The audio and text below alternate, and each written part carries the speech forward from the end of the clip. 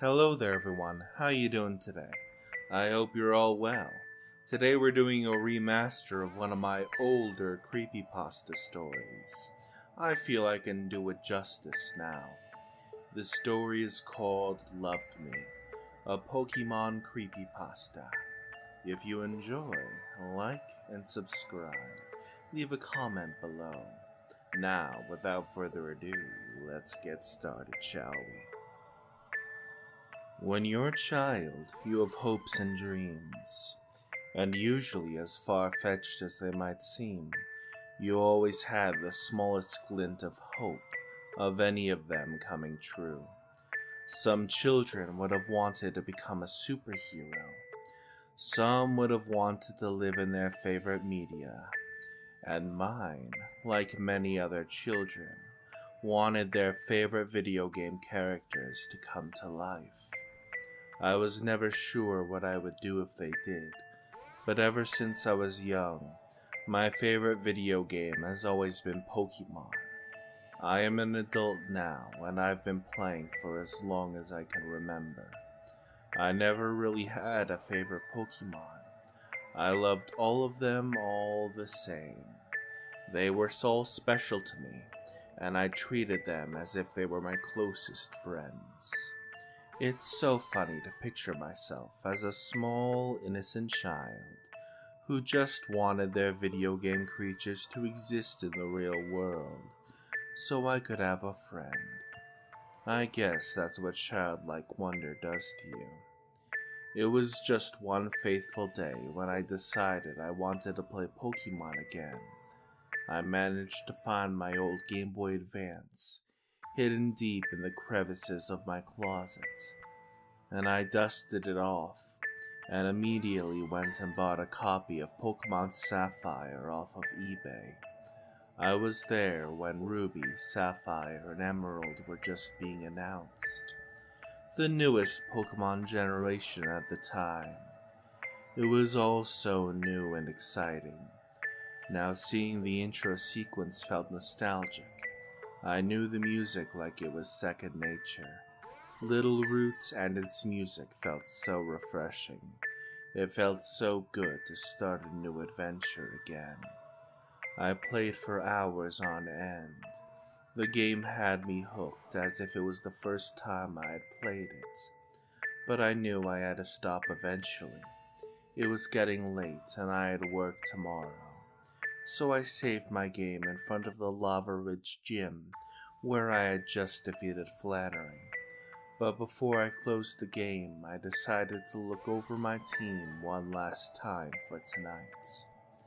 I had over-leveled my Pokémon prior to the gym, because I wanted to make sure to beat Flannery as soon as I can, and to prepare my team for the next gym battle against Norman.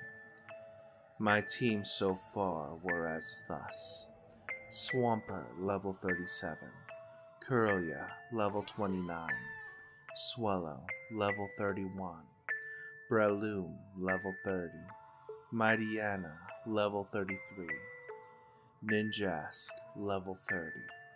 Everybody but my Curlia had become fully evolved, but I knew that she would evolve one level later, so I thought nothing of it. Looking at my team, I couldn't help but smile. Little old me would have loved to be all your friends in real life, I thought to myself. I quietly shook my head and closed the game, heading off to bed for tonight. Next morning I woke up and went off to work. It was just your average job at a convenience store. I was a cashier who just had to stay until the night shift started. During breaks though, I snuck into the back room to continue to play Sapphire, where I grinded up my team a bit more, and eventually evolving my Curlia into the now elegant gardevoir. Seeing her evolve felt great. I hadn't had a team of fully evolved Pokémon now. I watched as the Pokédex recorded Gardevoir's data. Number 282, Gardevoir, Embrace Pokémon. Height, 5 feet 3 inches. weight 106.7 pounds. Gardevoir has the psychokinetic power to distort the dimensions and create a small black hole. This Pokemon will try to protect its trainer, even at the risk of its own life. I closed out of the Pokédex entry, saved my game, and went back to work. I think I made some good progress. Now my entire team is fully evolved and I'm ready to face off Norman. But I was incredibly happy to see my Curlia evolve. It felt so good. It was like I was a real trainer. And safe to say I was proud of her. She worked hard, and now she's fully grown. Once my shift was over, I headed back home and opened my Game Boy. Strangely enough, it was dead. That was weird. I could have sworn I charged it back at work. It's no biggie though, just an hour or two on the charger and it'll be as good as new. Unfortunately for me, I guess I was a little too tired that night. I left my Game Boy to charge, but fell asleep just a few minutes later. I didn't even realize I'd fallen asleep until I was rudely awoken by some noise clattering against my hardwood floors. I passed out on the couch. Everything was dark. Damn, did I forget to put the lights on when I got home? I guess I was in a rush to play more Pokemon. I blindly tried to look for the light switch, holding my hand in front of me as I waved it around for something to hold. Soon enough, light came pouring into the room. That was a relief, but as I looked up, I was nowhere near my light switch. I was just facing a wall. I must be more tired than I thought. If this is a hallucination, then at least it made me know where everything in my house was. I should go and lay down in bed. It's been a long enough night, and I really should get some rest.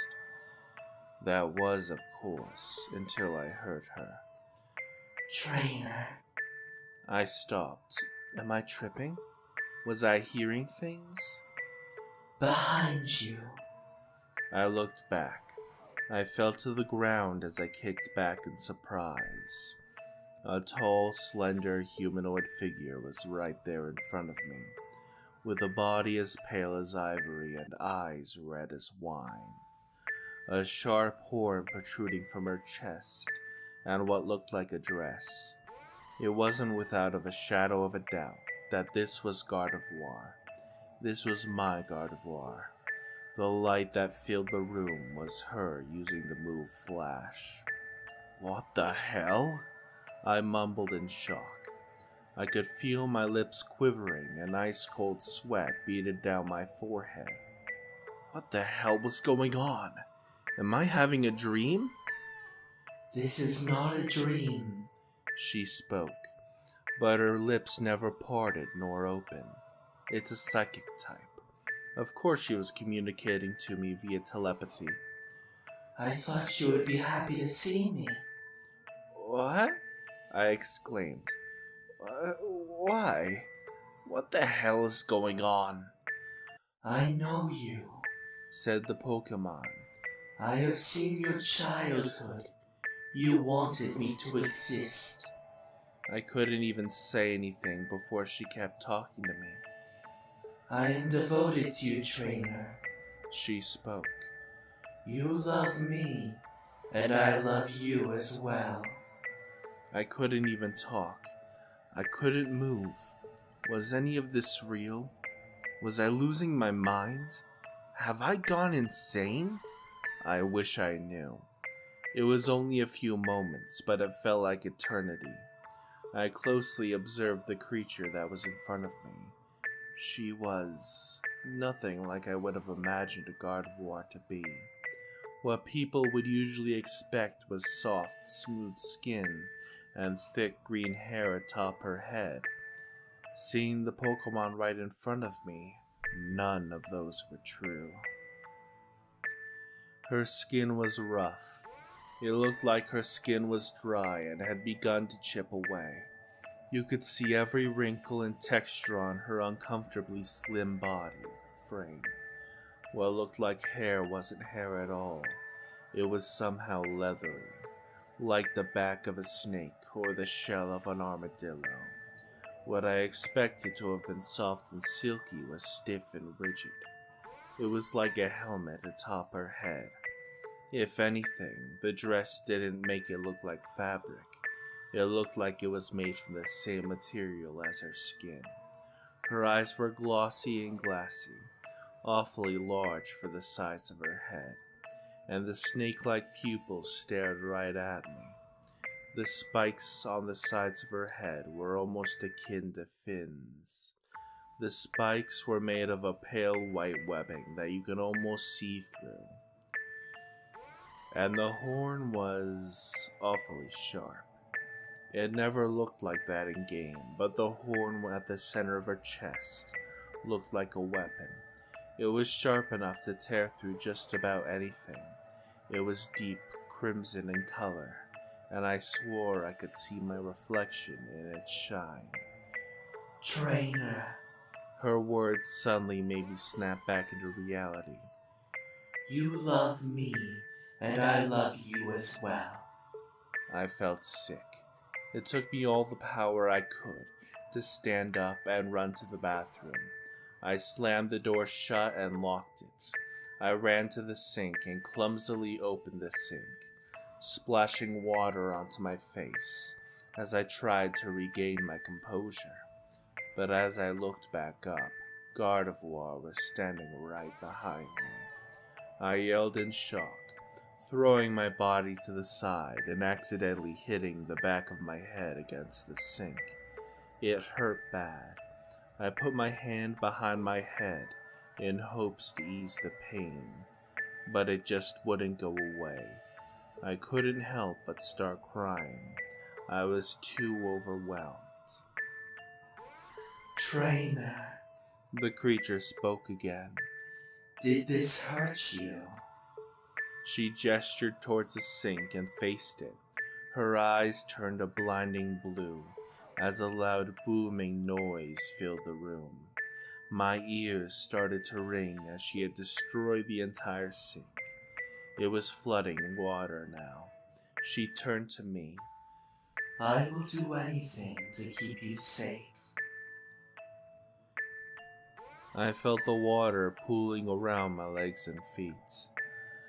I hugged my head and fell to the ground.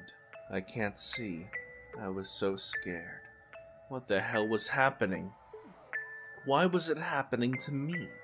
I'm hurt, I'm scared, I don't know what's going on. This isn't what I wanted, I spoke weakly. Gardevoir simply cocked her head to the side. I do not understand, she spoke. You love me, and I love you as well. I just curled tighter in a ball in a pool of water. Stop saying that, I begged. I do not understand, she repeated. I thought you would be happy. I thought you would love me. She was growing more and more agitated. Her eyes glowed a bright blue again, dress flowing in the air stiffly. I thought you had loved me. As the ringing began again, I clutched my ears and head tighter, but the sound was too much. I couldn't hear a thing. I looked up and saw all of my walls had been torn apart. Dust and wood are flying everywhere. Her psychic powers had destroyed my house. Mental fillings and wooden splinters scratched and scraped my body, and hers especially. The Gardevoir's body was starting to bruise and bleed from the objects hitting her. I thought you would love me, I thought you would love me, I thought you would love me, I thought you would love me, I thought you would love me, I thought you would love me, I thought you would love me, I thought you would love me, I thought you would love me, I thought you had loved me. I couldn't hear a thing. All I heard her was yelling into my mind. I thought you had loved me. over and over and over and over. I wish I could make her go away. I never wanted this, nor had I asked for this. She was destroying my home. She was destroying me. Her screaming just became louder and louder. I couldn't hear a thing. I couldn't see a thing. I wanted to open my eyes, but all I saw was the water beneath me and what used to be my house encircling the both of us. I looked at the gardevoir, who threw her hands up in the air. I thought you had loved me. She spoke, her hands positioned in front of her chest, right in front of her horn. I did all of this so I could see you, and you treat me like this. You never loved me.